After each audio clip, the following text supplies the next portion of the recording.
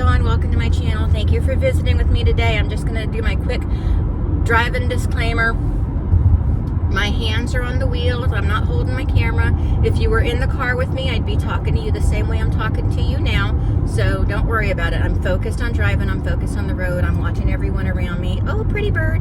Oh, that's an osprey. I'm an osprey. UNF. Woohoo. But anyway, I'm sorry. That was our school mascot. Which is cool because I love birds. Yeah. My favorite bird, of course, being Kevin from Up.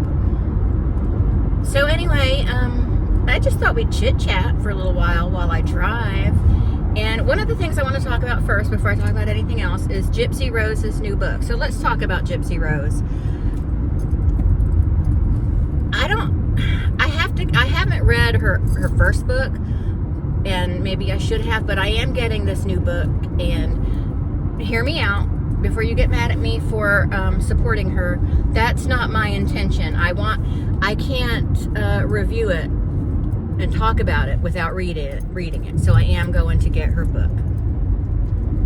You know, just like I got Fancy's book, I'm going to get this book, or one of Fancy's books. I'm not going to get the other one, but so yeah, I am going to get this book, and we're going to talk about it on the channel. Probably have several things to say about it, I'm thinking. So we will be talking about that. And I also am going to be making a video. I have to do some research first because prison reform isn't ever anything I've really discussed at length on my channel. And she wants to advocate for prison reform, so I'm going to give her some information, maybe. I don't know. I'm not really sure the angle I'm going to take with that video, but, you know, she's got her work cut out for her. She wants to advocate for prison reform. Because there's always people advocating for all kinds of things, and, you know. Anyway, so yeah, I am going to be getting Gypsy's new book, and we will be discussing it on my channel. I'm sure that her book was professionally published and it went through the rewriting phases. She probably had a ghostwriter, which that isn't a problem for me. I don't care if someone has a ghostwriter or whatever. That's fine, because sometimes people do have a story to tell, and maybe they can't put it to paper, but somebody can. So it probably has a ghostwriter, who knows. But anyway, I'm going to get the book and read it, and we're going to talk about it. So yeah, there's that. And so don't get mad at me for, like, quote unquote supporting her. I have to talk. See, my goal, like, I've gotten comments before, like, if we want her to go away, we need to stop talking about her. I don't want Gypsy Rose to go away. I don't want her to go away. I want her to keep at it. I want her to keep talking, because eventually she's going to say the wrong thing, or things are going to start catching up with her. One way or the other, things are going to catch up with her. You know what I'm saying? So I don't want her to go away. I do not want her to go away, because I want her to, in some way, shape, or form, pay for what she's actually done, because 8 years in prison didn't pay for what she's done. She's ruined lives. I mean, what she did destroyed Nicholas Godejohn's mom, in my opinion. You know, in my opinion, it destroyed that poor woman, because she was young. You know, for a mom of a grown man, she was too young to now be deceased, in my opinion. So, you know, Gypsy literally destroyed lives, and she may claim that she's, you know, taken ownership of it, but she's not. She says the pretty words and all, but, you know, occasionally, but she's not taking ownership of it. And I think that she needs to tell the whole truth. She needs to just come out and say, okay, I'm going to lay it on the line. I'm going to tell you everything. This is the whole truth. Instead of just act like she's innocent and she was a victim all these years.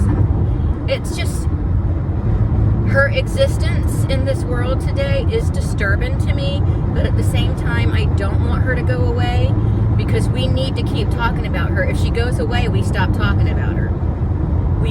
She needs to keep giving us fodder to discuss, because because eventually she's going to fall on her ass. You know what I mean? So there's that.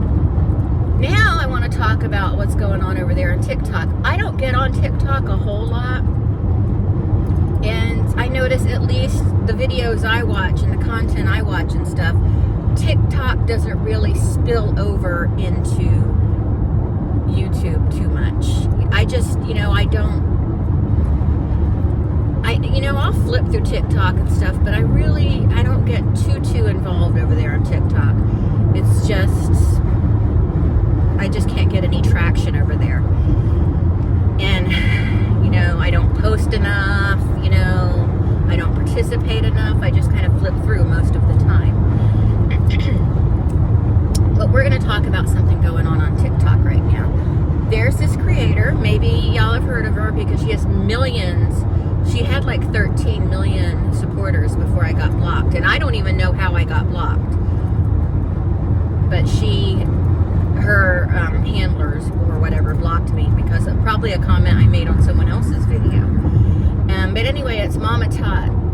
I have never been a supporter of Mama Tot. It's not that I dislike her or anything. I'm just not into that sugary sweet, hi darling, let's have a good day, let's eat, take care of yourself. I'm not into that. I don't buy it. No one is that nice all the time, and I just, quite frankly, I think she's fake.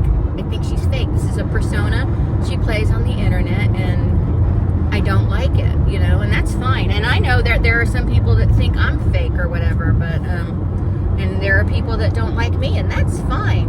That's, when you're starting to make an impact is when people don't like you, so I'm fine with people not liking me. Because the people that do like me, we're actually forming bonds. People message me or they email me and we talk and stuff. And that's what I care about. I care about those people. But, and Mama Tot did have people that didn't like her. I'm not going to say haters. They're not haters. I wouldn't even say I don't like her. I'm just saying I just think she's like not 100% real. But again, I understand, TikTok is her bread and butter, and she has to sell this persona she's been putting on all these years. It's, she has to do that. It's part of her gimmick, and I understand that, but it's just not my thing. I can't watch it. I can't listen to that. And I don't mind a southern accent, but it feels like everything just seems so over the top with her. And I'm just not on board with that.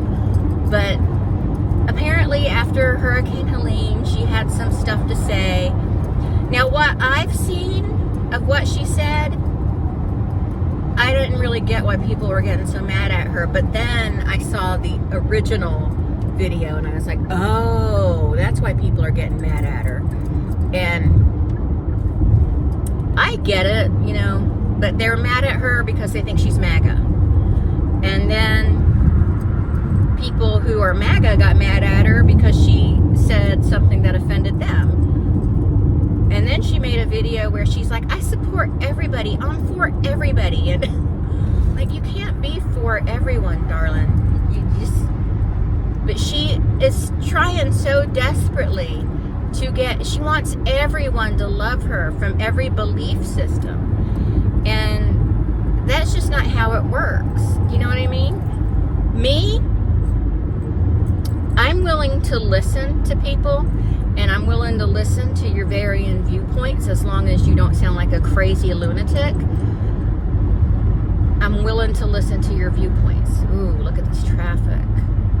Gosh, I'm already late getting back to work.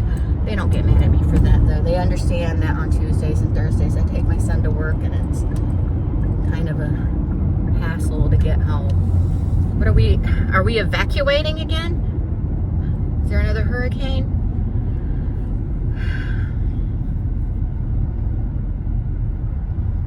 No, this is normal, actually.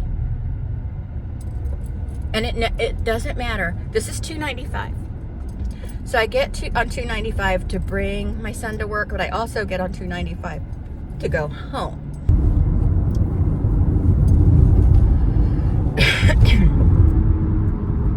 But the side of 295, whatever side of 295 I'm on, that's the side that is backed up. And not only is it backed up, but after maybe about a half a mile, it clears up and traffic is running smoothly. And there's no sign of anything that would cause a backup. There is nothing that would necessitate it. And it's every single time I get on 295, whether I'm coming or going, it's either side, but it's always backed up the time I need to be on that side of the road. And it's only for, like I said, like a half mile, and there's no indication, nothing that shows that there should be anything causing a backup. And it's every single time. And it's weird. And it's on weekends. It's in the middle of the night. It's always the same parts of the road coming and going. And I don't understand it. And no one can explain it to me. And I don't know why. It's just that section of the road. There's no accidents. Nobody's pulled over. There's no construction workers. There's no like a speed trap. There's nothing. It's weird. But this is different though. We're backed up right here. So, and this usually doesn't happen. So this could mean there might be an accident up there. Oh, anyway, back on Mama Tot. So what did I say? So yeah, so she's she's saying, I'm for everybody. I support everybody. It's screaming desperation. You know, it's okay. It's okay, Mama Tot, if there are people that don't like you, that you have an opinion of you now. I think, although I do understand why some people feel the way they do about MAGA.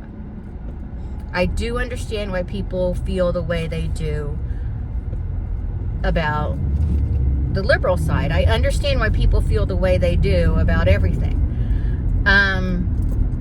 But I don't understand how we can berate somebody for saying words in support. I don't know how to say it, because then I'm going to get myself in trouble too. Okay, well this makes sense right here. There looks to be some kind of accident of some sort.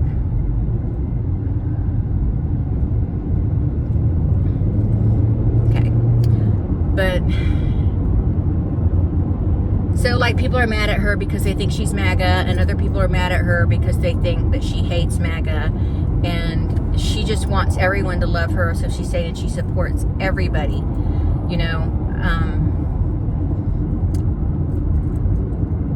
I think that people just look at the surface of what MAGA is, or what the liberal side is, and they look at surface, and they don't realize we are all people, and there are reasons people feel the way they do about certain things. You know what I mean? I consider myself fiscally conservative, but socially liberal, which is unacceptable in any way, shape, or form. Nobody likes that. Because when people ask me where I stand politically, I'm like, first of all, it's not really anybody's business. And secondly, I just say I'm fiscally conservative, socially liberal, and they don't like that. That, well, you can't be both. I'm like, sure I can. One thing has nothing to do with the other. I can be that way. But people don't like that. But anyway, so Mama Tot's having all kinds of trouble over there. She's still got like 12 million subscribers, or 12 million followers. She's doing fine. She'll be fine. She just needs to shut up about it and move on. That's what she needs to do. At Epcot's Food and Wine Festival, the Mexican, I think it's the Mexico booth, they have cornbread with chocolate on it. And in my head, like when I'm thinking of the taste profile, it kind of works, but I wasn't willing to risk it. Because you really got to be careful, because you know, most people set a budget when they go like to one of the festivals, and I didn't want to spend my money on that, because I might have regretted it and then see something on that I want to try that I couldn't have tried. Of course, I didn't try that much anyway, because after we tried the mac and cheese. We tried Flavors from Fire, which was a wonderful burger. We tried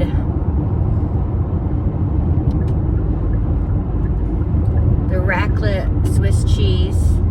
Tried that and bratwurst. And we tried the duck bao, which was terrible. The duck was terrible. I was so upset. I'm sorry a duck had to die for that. And what else did we try anything? Oh, and we tried the Schnitzel. I don't know what it's called. But it was sort of like macaroni and cheese. And this woman told me I was going to love it, and I didn't. It was too salty.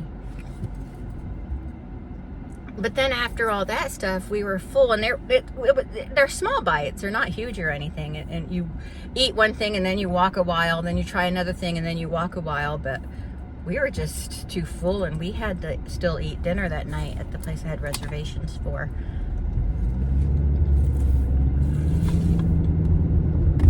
So, but if I don't get back to the Food and Wine Festival, I'll go to Festival of the Holidays, and I'll definitely be going to Festival of the Arts. So they'll have interest in food to try at that also. So